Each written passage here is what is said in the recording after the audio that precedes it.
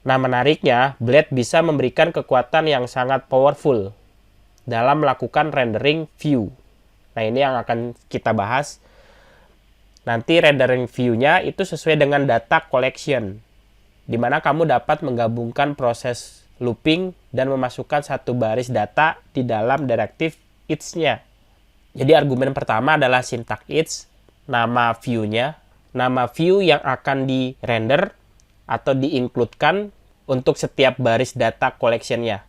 Argumen yang kedua adalah data array yang mau diiterasi, sedangkan argumen yang ketiga adalah nama alias yang dideklarasikan sebagai variabel. Misalnya ada contoh data collection namanya lang, isinya itu adalah pilihan bahasa. Sebelumnya kita sudah menampilkan satu persatu data langnya dengan syntax for each. Nah, saya mau menampilkan datanya menggunakan teknik lain, yaitu menggunakan syntax each. Di sini kita tentukan dulu lokasi template-nya. Karena saya mau data langnya akan kita iterasi berdasarkan lokasi template itu. Template-nya ada di dalam folder template. Terus nama filenya adalah lang. Masukkan datanya sebagai data collection. Namanya variabel lang. Pisahkan dengan koma sebagai parameter ketiga, yaitu mendaftarkan nama aliasnya. Untuk syntax include if, kita bisa komen dulu.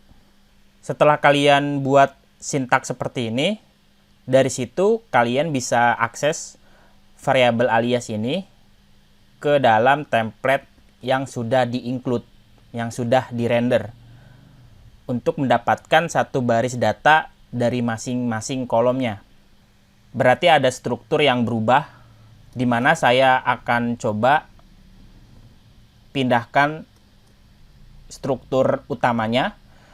Yang saya mau each adalah elemen opsinya.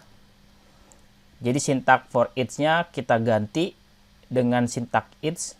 Untuk opsinya ada di template lain yang harus kita iterasi satu persatu seperti ini, dan ini bisa saya hapus. Sebenarnya itu adalah pilihan lain atau alternatif lain dalam melakukan iterasi sebuah data collection atau array. Kalian boleh jalankan melalui terminal, terus akses melalui browser. Akses halaman formulirnya, maka tampilannya sama saja. Yang lebih kerennya, kamu bisa menuliskan argumen yang keempat untuk menentukan view yang akan dirender apabila data collection-nya adalah null. Jadi saya tambahkan lagi, posisinya itu ada di dalam folder template. Misalnya namanya error. Error adalah halaman Blade yang ada di dalam folder template. Kita buat error.blade php. Kita paste di sini. Jadi ini opsi yang tidak tersedia apabila data langnya kita kosongkan dulu. Jadi masuk ke provider, di bagian app service provider kita mendefinisikan kata kunci lang untuk di-share ke banyak view. Ini saya coba kosongkan dulu index array-nya. Apa yang akan terjadi? Maka yang akan diiterasi adalah opsi yang tidak tersedia. Jadi begitu penggunaan syntax each yang kita referensikan ke template lain. Kalau ada datanya, render template lang, lalu diiterasi satu persatu, dan apabila data collection-nya kosong, maka render lokasi errornya ada di mana. Ini saya akan kembalikan lagi supaya tampil pilihan bahasanya. Sebagai catatan bahwa tampilan yang dirender melalui sintak each tidak mewarisi variabel dari tampilan induknya. Untuk itu, kamu harus menggunakan direktif for each dan include sebagai penggantinya. Direktif berikutnya adalah sintak once, memungkinkan kalian untuk menentukan bagian dari template yang akan dieksekusi sekali pada saat view-nya berhasil di-rendering. Hal ini berguna ketika bagian tertentu dari JavaScript-nya hanya ingin dirender di komponen tertentu saja. Sebelum kita membahas tentang komponen, saya mau buat sistem layouting sederhana dengan bantuan sintak blade. Jadi yang perlu kamu lakukan adalah menentukan struktur halamannya. Tentu struktur fondasinya saya akan menggunakan framework Bootstrap. Boleh kalian buka websitenya, ada di getbootstrap.com. Sekarang versi 5 sebagai versi terbarunya. Masuk ke bagian dokumentasi, kita mulai introduction-nya, di mana saya akan coba copy struktur template-nya untuk halaman index blade. Kita copy struktur tampilan Bootstrap-nya. File yang lain bisa kalian close. Kita mulai dari awal, di mana di dalam folder view, nama foldernya adalah get bootstrap. Di dalam folder ini ada halaman index blade PHP yang isinya struktur template dari Bootstrap 5. Ada beberapa yang saya perlu ganti, mulai dari title-nya. Kita tulis jadi home, sedangkan untuk link Bootstrap CSS-nya saya biarkan saja karena URL ini langsung diarahkan ke file CSS Bootstrap-nya. Begitupun untuk script JS-nya. Kalau saya tampilkan dulu halamannya, tapi melalui web URL yang saya daftarkan. Jadi ada satu root web yang kita arahkan ke getbootstrap.index. Tanpa ada data, ketika root get diakses dengan URL getbootstrap.index, maka render indeks bootstrap-nya. Penulisannya diperhatikan, boleh kalian akses localhost 8000 get bootstrap index. Oke. Halamannya sudah berhasil dirender dengan CSS Bootstrap-nya. Agar lebih keren lagi, saya mau tambahkan sebuah navbar. Jadi balik lagi ke dokumentasinya, pilih komponen navbar. Atau kita coba masuk ke menu nav, kita pilih menu yang ini, yang mau saya tampilkan. Kalian copy strukturnya, terus tempelkan ke dalam index blade-nya. Tapi sebelum kita paste struktur tadi, saya buat dulu kelas container, baru disisipkan komponen navbar-nya yang posisinya ada di tengah dengan kelas justify content center. Untuk konten hello world-nya bisa saya masukkan juga. Selain itu, saya akan tambahkan bagian header yang isinya itu logo Bootstrap yang sudah saya siapkan. Kontainernya juga saya tambahkan margin atas. Sedangkan untuk navbarnya margin ke bawah. Kita coba lihat hasilnya dulu. Oke, ini yang saya mau. Selanjutnya, coba kalian ganti link menu nav-nya. Link menu nav-nya itu terdiri dari halaman home, ada halaman blog misalnya, ada themes, dan ada icon. Misalnya seperti itu. Kalian sesuaikan saja web aplikasinya mau seperti apa. Kita pastikan semua aplikasinya sudah jauh lebih bagus. Saya tambahkan paragraf biar ada isi kontennya. Sekarang halaman blog kita buat namanya blog bled PHP. Secara struktur sama, kita paste. Tinggal kita rubah title webnya menjadi blog. Tinggal kita ganti isi kontennya menjadi konten yang kalian inginkan. Jadi cara seperti itu, copy paste semua strukturnya, tinggal ganti konten halamannya mana yang berbeda. Dan itu harus kamu selesaikan ke semua halaman yang kamu punya. Tapi nanti masalahnya ketika ada penambahan atau update sebuah link, maka kalian harus membuka setiap halamannya. Kita buka indeks, ganti jadi menu lain. Begitupun untuk halaman blog, kita ganti juga di sini.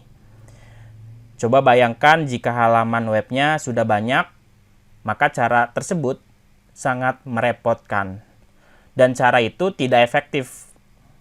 Untuk itu, di Laravel, kalian harus memanfaatkan konsep layouting yang diberikan oleh Bled. Artinya nanti bagian-bagian webnya akan dipecah dengan membuat layout tersendiri. Kalau sudah begitu, caranya gampang. Kita tinggal copy saja struktur halamannya ke satu folder. Katakanlah nama foldernya adalah layout, isinya adalah themes bled PHP. Kalian boleh simpan struktur utamanya di sini. Namanya bebas. Intinya semua bled view-nya simpan di dalam folder resource views. Tentukan susunan foldernya mau seperti apa. Jadi nanti di dalam bled ada yang namanya extend, yang mana saya punya base layout-nya untuk dipakai ke child view-nya. Child view-nya itu seperti halaman home, blog, dan halaman-halaman lainnya. Karena pada dasarnya home dan blog punya layout yang sama. Maka dari itu, nanti di setiap halaman akan ada sintak extend dengan melokasikan file layout-nya. Karena kita sudah punya layout temanya, tugas berikutnya adalah kamu harus mencari bagian web mana yang ingin dibuat dinamis, tergantung halaman apa yang sedang diakses. Kalau sudah ketemu, misalnya ini, yang akan kita buat dinamis, kalau ketemu ganti blok sintak ini dengan kata kunci yield. Nama kata kuncinya adalah konten, namanya bebas. Habis itu kamu ngasih tahu ke view anaknya, yaitu index home. Kalian boleh hapus semua strukturnya. Saya mau index home ini diwarisi tema yang sama dengan keyword extend. Lokasikan layout utamanya ada di layout titik themes. Kemudian section kontennya dibuat dengan nama yang sama, yaitu konten.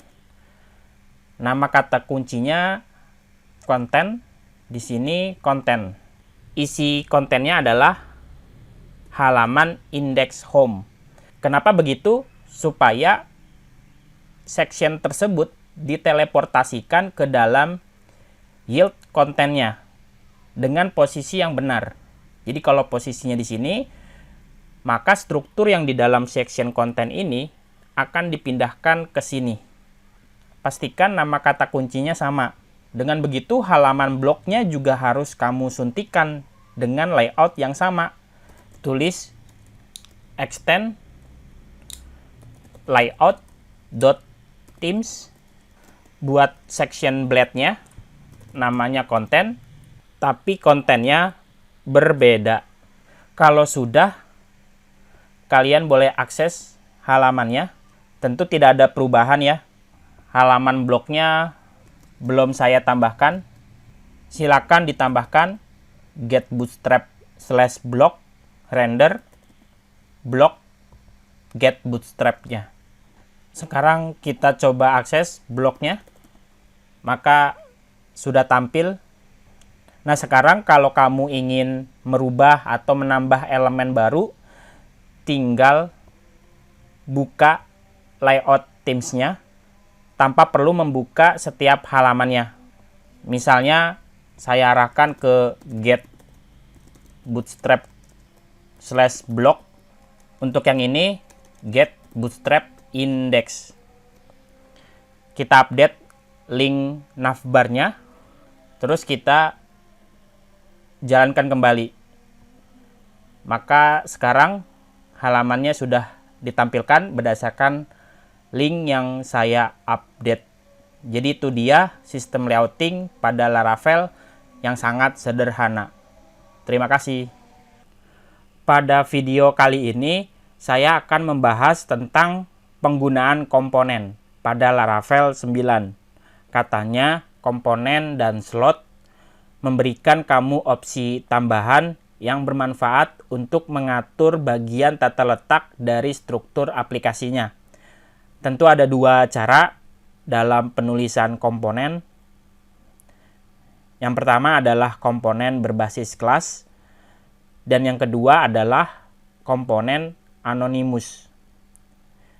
Nah, untuk membuat komponen berbasis kelas, kamu dapat menggunakan perintah make-2 komponen melalui artisan. Dari contoh dokumentasinya, misalnya kalian ingin membuat komponen alert. Ini adalah nama komponennya. Sebagai contoh, saya buat komponen yang sama, yang sangat sederhana. Kita akan tuliskan di dalam terminal, lalu tekan enter untuk mengeksekusinya. Ketika kalian menjalankan komen artisannya, terus diikuti dengan nama komponennya, yaitu alert, nanti secara otomatis artisannya akan buatkan satu folder di dalam folder resource views komponen. Ini adalah template HTML-nya beserta generate file class-nya ada di lokasi app folder view komponen. Berikut ini adalah kelas struktur komponennya. Pada saat kalian generate, kalian akan mendapatkan dua file, yang satu file template dan yang satu file kelasnya, khusus untuk komponen yang kamu buat. Nanti simpan template-nya di folder resource komponen. Katakanlah saya isi template-nya, saya akan ambil strukturnya dari struktur alert bootstrap. Jadi kalian copy strukturnya, terus paste di sini. Pastikan juga pada saat kalian menambahkan konten template-nya di suatu komponen, itu tidak boleh merender dua elemen secara bersamaan. Karena pada dasarnya komponen hanya bisa merender template untuk satu root elemen saja. Jadi kalian tidak boleh menyusun HTML-nya seperti ini. Jadi harus satu pintu saja. Maka dari itu strukturnya saya tampilkan di dalam div, dan div utama ini sebagai root elemen saja. Cukup sampai di sini cara membuat komponen pada Laravel. Kalian juga bisa membuat komponen tapi ditempatkan ke folder yang terpisah. Contohnya seperti ini. Saya coba copy perintah tersebut, terus buka terminalnya lagi, ketikan php artisan make-2 komponen, tentukan dulu nih nama foldernya, / baru nama komponennya. Perintah di sini akan generate komponen input di folder form. Kalian enter saja. Nanti di dalam view template-nya lokasinya itu ada di komponen form baru input. Ini nama template-nya. Sedangkan untuk kelasnya juga sama, view komponen form input.php. Berikut ini adalah struktur input formnya. Kalau sudah berhasil, kalian boleh isi strukturnya di sini dengan membuat elemen input bertipe teks. Kasih placeholder saja, namanya full name, sebagai keterangan inputannya. Jika kalian ingin membuat komponen anonymous, artinya komponen yang hanya akan memberikan template blade-nya tanpa ada file kelasnya. Kalau tadi kan ada dua file, kelas dan template. Template itu adalah HTML ya. Maka sekarang generate komponen anonymous tanpa ada kelasnya. Jadi cukup file komponen template-nya saja. Maka kalian harus menambahkan opsi flag --view saat menjalankan perintah artisannya. Jadi ini saya copy, terus saya paste di sini. PHP artisan make -2 komponen, nama foldernya nama komponen berikutnya adalah button strip view. Maka nanti komponen button ada di dalam folder form, itu template view-nya saja tanpa ada kelas komponennya. Jadi komponennya tidak di-generate, melainkan hanya mengenerate template komponennya saja. Katakanlah saya buat struktur button tipe submit dengan tulisan submit.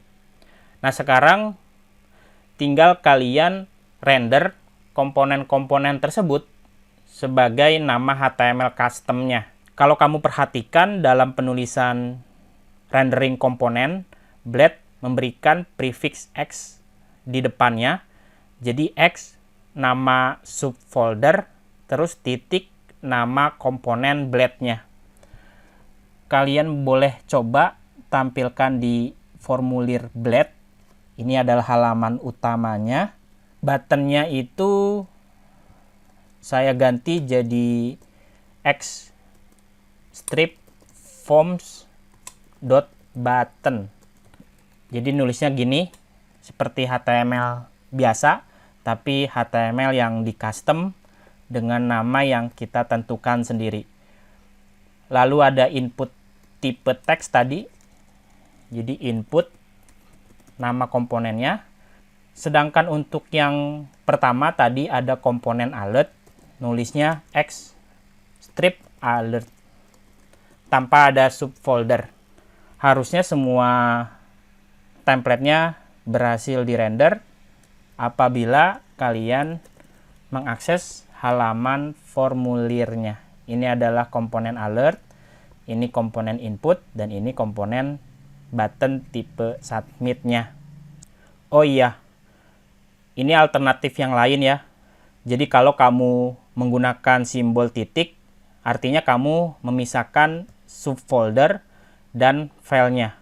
Jadi bisa pakai slash atau pakai titik untuk memisahkan folder dan file komponennya. Pada saat kalian menjalankan perintah artisan dalam membuat komponen, maka semuanya sudah diatur dan tidak perlu diregistrasikan secara manual. Karena ketika kamu generate isi template komponennya seperti HTML biasa, lalu dirender, cetak nama custom komponennya apa, maka semuanya sudah langsung bisa dipakai. Jadi seperti yang tadi saya bahas, untuk menampilkan komponen, kamu bisa menggunakan sintak Blade yang dimulai dengan tanda X, lalu disambung dengan nama kelas komponennya. Tapi jika kelas komponennya itu bersarang, artinya komponennya berada di dalam folder. Maka kalian merender dengan cara X nama foldernya titik untuk diteruskan ke nama komponennya.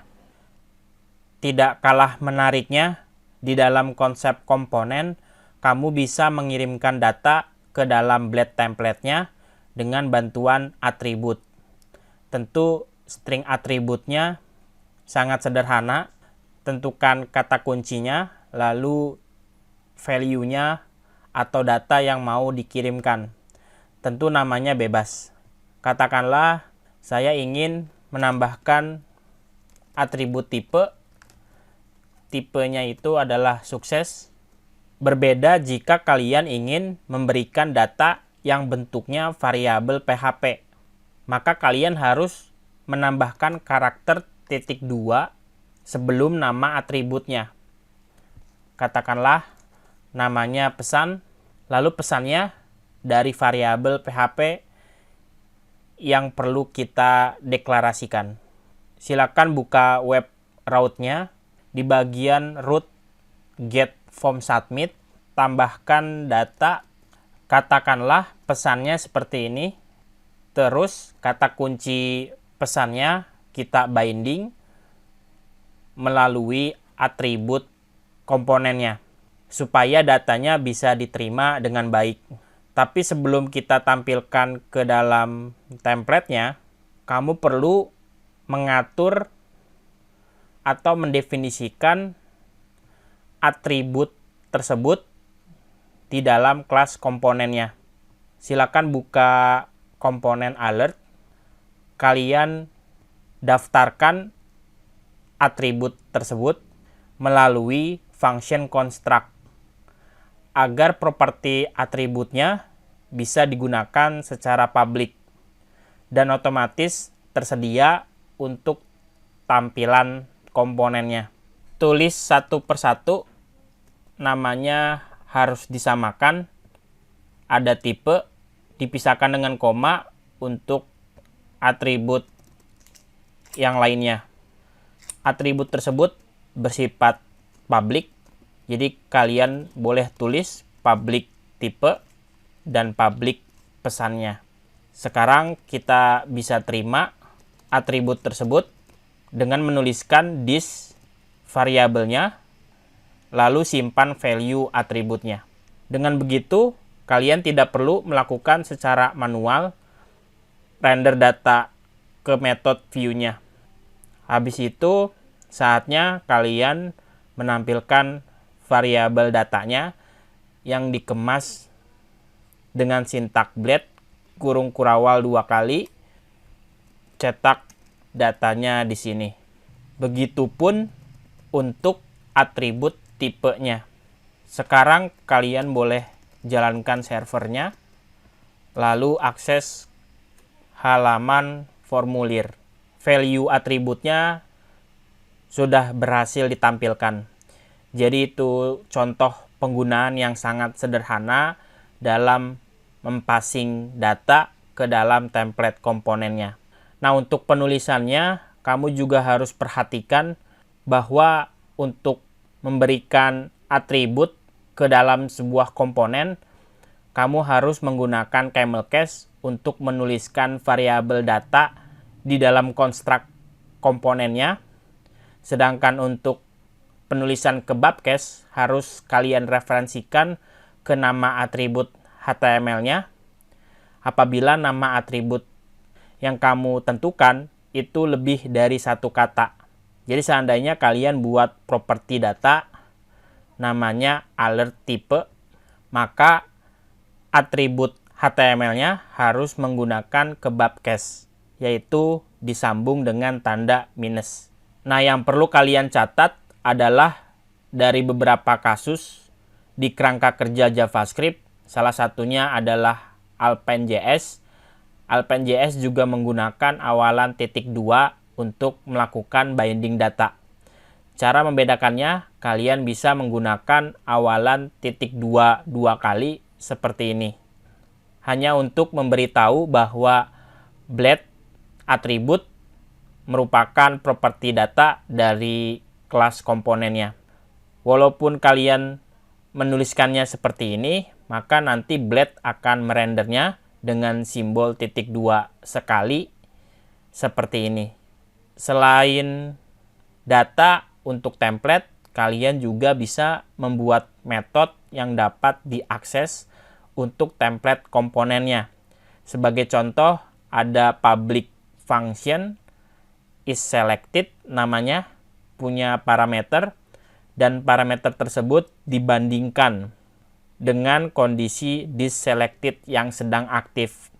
Dengan begitu, ketika kamu menjalankan metode isSelected, maka tolong kirimkan value yang cocok agar atribut opsinya terselected dan ditambahkan ke atribut opsinya. Terkadang kamu perlu menentukan atribut HTML tambahan seperti menambahkan string class CSS yang bukan merupakan bagian data yang diperlukan, tapi komponennya masih tetap berfungsi. Yang perlu kalian ketahui bahwa semua atribut yang bukan bagian dari metode construct secara otomatis akan ditambahkan ke dalam komponen attributes. Jadi komponen attributes ini sudah tersedia yang bentuknya variabel global. Nah, variabel tersebut dapat dirender di dalam template-nya. Kalian coba cetak saja di sini $attributes pakai S. Sekarang kita coba lihat hasilnya. Maka atribut tersebut bersifat null dan tidak ada isinya karena atribut tipe dan pesan sudah kalian daftarkan sebagai construct data. Tapi ketika kalian render komponennya terus menambahkan satu kelas, misalnya alert, sukses, apa yang akan terjadi? Maka atribut kelas tersebut akan secara otomatis dimasukkan ke dalam variabel globalnya. Karena atribut kelas tidak saya deklarasikan sebagai data construct. Ada kalanya mungkin kamu perlu menentukan nilai default untuk atribut atau menggabungkan nilai tambahan ke dalam beberapa atribut untuk komponen template-nya. Cara penggunaannya pakai metode merge yang berguna untuk mendefinisikan satu kelas CSS yang mau diterapkan ke dalam komponen tersebut. Anggap saja komponen yang dirender sebagai berikut dengan tambahan beberapa kelas atributnya. Jadi kelas ini adalah kelas defaultnya, lalu mau ditambahkan lagi dengan kelas lainnya. Nanti pada akhirnya hasil dari HTML yang dirender sebagai komponen, atributnya akan dirangkai menjadi seperti ini. Pada kasus ini kita coba tambahkan kelas yaitu margin bottom 4, lalu ini adalah nilai defaultnya sudah dimasukkan ke dalam atribut, tapi saya mau nambahin kelas baru dengan metode merge. Sintaknya array, masukkan kelasnya, nama kelasnya adalah alert sukses. Atau kalian bisa ganti keyword suksesnya dengan atribut tipe. Jadi tipenya tidak kita tampilkan di sini, melainkan kita tampilkan ke dalam atribut kelasnya. Sehingga tampilan komponennya menjadi seperti ini kalau tidak terjadi error. Ini harus kita gabungkan atau concatenate dengan tanda titik karena di sini ada string ditambahkan dengan atribut tipenya. Perhatikan penulisannya. Oke, semuanya sudah berhasil. Ada kelas defaultnya MB4 ditambahkan dengan kelas baru yaitu alert sukses. Ketika kalian ganti tipenya jadi error, maka kelasnya sudah berubah. Seandainya bila kamu ingin menggabungkan kelas tapi pada saat status data kelasnya bernilai benar. Dengan kata lain, ada sebuah kondisi yang kamu tentukan. Untuk melakukan hal itu, kalian bisa memulainya dengan metode atribut kelas yang menerima data array berupa kata kunci nama kelasnya, terus diikuti dengan nilai ekspresinya sebagai bentuk array asosiatif. Ini kelas 1, ini kelas 2, tapi berdasarkan kondisi. Kondisinya tergantung nilai dari PHP. Kita coba kasih contohnya. Tapi sebelum kita kasih contoh, saya mau menambahkan satu baris CSS di mana saya mau ngasih warna untuk error dan warna untuk sukses. Saya akan masukkan kelas ke dalam komponen yang berbeda, yaitu komponen yang sudah kita buat sebelumnya. Nama komponennya adalah input form, di mana di dalam elemen input ini ada attributes kelas yang saya deklarasikan, namanya form control, koma, nama kelas yang kedua adalah kelas is invalid, tapi berdasarkan kondisi yang saya masukkan. Jadi kalau nilainya true, maka tolong tampilkan kelas ini ke dalam elemen inputnya. Seharusnya ketika kita inspect elemen, maka ada 2 kelas yang sudah otomatis ditambahkan. Itu jika value-nya yang saya masukkan bernilai true. Berbeda ketika nilai argumennya adalah false, maka kelasnya akan otomatis hilang. Kesimpulannya adalah jika isian data array-nya itu berbentuk numerik, secara otomatis akan selalu ditempelkan sebagai kelas statis. Sedangkan jika bentuknya array asosiatif, pasangan key value, maka kelas tersebut bersifat dinamis. Artinya tergantung kondisi yang kamu berikan atau nilai ekspresi apa yang kamu tentukan.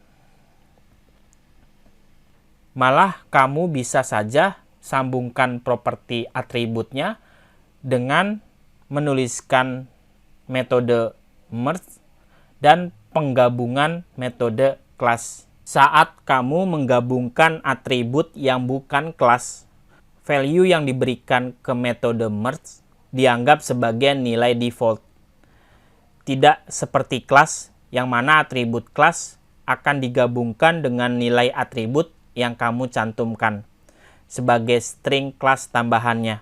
Misalnya di dalam komponen button ada atribut yang saya merge, namanya tipenya adalah button. Terus pada saat kita render button formnya dengan menginjek atribut tipe, tapi tipenya submit, maka nilai atribut tersebut akan ditimpa dengan tipe baru apabila atribut tipenya kamu daftarkan dari awal. Jadi ini adalah nilai default kalau saya tidak memasangkan atribut tipe pada saat rendering komponennya. Kalian bisa lihat sendiri, inspect elemen, tentu namanya harus diberikan as attributes. Sekarang tipenya secara default adalah button. Pada saat saya masukkan atau cantumkan atributnya, atribut tipe submit, maka nilai default tersebut akan menimpa dan menggantikan tipe yang baru. Berikut ini adalah contoh komponen buttonnya yang di custom. Tipenya ditentukan pada saat kalian menggunakan komponen tersebut. Tentu komponen ini tujuannya untuk dibuat berkali-kali karena konsep komponen adalah template yang bisa diguna ulang. Mirip dengan komponen inline, komponen anonymous menyediakan mekanisme untuk mengelola komponen melalui satu file dan tidak memiliki kelas. Contohnya seperti komponen button yang tidak punya kelas dan template-nya itu ditempatkan di dalam folder views, komponen, form, button. Terus file komponen tersebut dibuat dengan perintah artisan tapi ditambahkan opsi minus view. Habis itu dirender elemen komponennya seperti biasa. Sedangkan untuk komponen inline, pembuatan template komponennya sangat unik tanpa ada kerumitan, yaitu langsung mereturn struktur HTML-nya di metode render tanpa dibuatkan file blade-nya. Kalau tadi kan template-nya saja tidak ada kelas, kalau ini hanya ada kelas tanpa ada template. Template-nya langsung inline dan tulis strukturnya di sini. Tapi kamu harus merangkai di dalam prefix blade, pembuka dan penutup. Terus di dalamnya tinggal susun template HTML-nya mau seperti apa. Caranya mudah, kalian bisa memanfaatkan komen artisannya. Coba kalian copy, terus buka terminal. Untuk terminal baru, terminal yang pertama jalankan server, terminal yang lainnya menjalankan komen artisannya. Katakanlah saya buat komponen namanya modal, tapi sifatnya inline. Ada kelas, tapi tidak ada file template-nya atau file HTML-nya. Dia buatkan satu kelas dan merender HTML-nya langsung di sini. Jadi tambahkan opsi minus inline. Nanti generate kelas komponennya secara inline atau sebaris tanpa ada file tambahannya. Misalnya susunan modal komponennya seperti ini. Ada modal header dan ada modal bodinya. Render seperti biasa dengan kata kunci X lalu modal. Modal adalah nama komponennya. Sekarang kalian bisa lihat hasilnya. Kalian bisa saja menyisipkan konten HTML tambahan untuk komponennya melalui sintaks slot. Slot adalah salah satu variabel data yang bisa dirender secara global. Contohnya seperti ini. Katakanlah saya punya komponen baru namanya card yang saya generate melalui terminal. Jadi ada komponen card namanya. Kalau saya enter, dia akan buatkan file template-nya beserta kelasnya. Terus di dalamnya ada konten HTML sebagai struktur card-nya. Saya akan ambil strukturnya dari Bootstrap. Saya copy, lalu saya pindahkan di sini. Idenya, saya mau menginjek konten berikut ini melalui variabel slot. Jadi pada saat kalian merender komponen card-nya, tapi cara merendernya harus kamu tulis dengan pembuka dan penutup, lalu di tengah-tengahnya ada struktur card-nya. Nah, nanti struktur yang di dalam komponen card ini sudah otomatis menjadi variabel slot. Jadi struktur ini diinjek ke atribut slot. Jadi pada saat kalian menjalankan aplikasinya, maka komponen card-nya sudah terbentuk.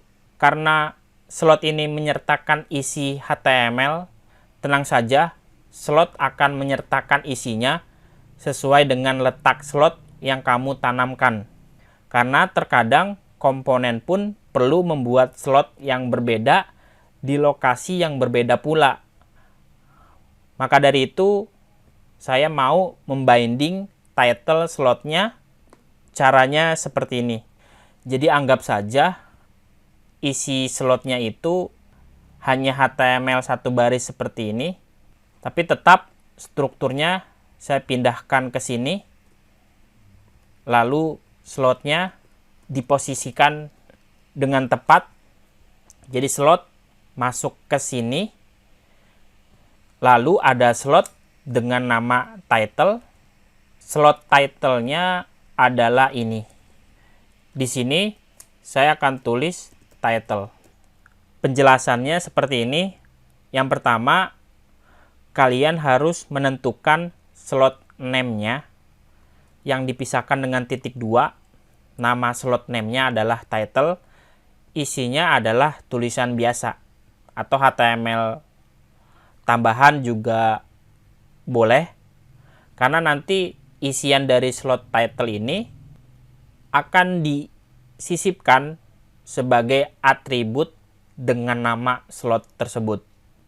Tapi untuk slot utamanya akan dibinding melalui HTML tapi beda divisi. Tentu untuk slot name-nya bisa lebih dari satu. Misalnya ada slot dengan nama footer, berarti pada saat rendering komponen card-nya kamu harus punya xslot titik 2 footer, namanya pembuka dan penutup, lalu isi HTML-nya seperti ini. Jadi tidak hanya tulisan, HTML pun bisa kalian injek lalu dimasukkan ke atribut slotnya. Seharusnya ini bisa saya tampilkan di sini saja. Jadi slot utamanya cukup teks biasa tanpa ada HTML. Penutupnya saya hilangkan. Dan posisinya tidak menentukan ya. Intinya ada slot title dan slot footer. Tentu foo-nya 2 kali saja. Slot footer dan slot title. Nanti nama slot itu akan menjadi variabel yang ditulis dengan sintak kurung kurawal. Pastikan tidak ada error. Komponen card-nya masih sama dan masih tetap di-render. Tapi hati-hati ketika kalian tidak menentukan slot name-nya, nanti secara otomatis slot isian title-nya akan masuk ke slot induknya. Slot induk itu adalah variabel slot. Untuk title dan footer adalah slot namanya.